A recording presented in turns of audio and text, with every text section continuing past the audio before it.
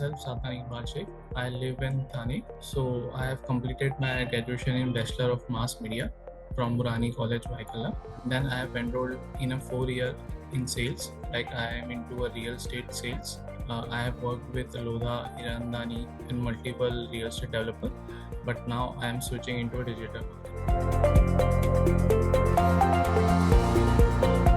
So the main reason was basically in sales.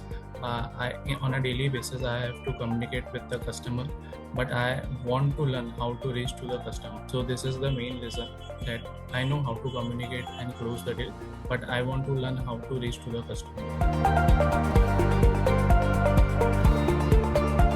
I think I have seen a video testimonial from your end in Facebook.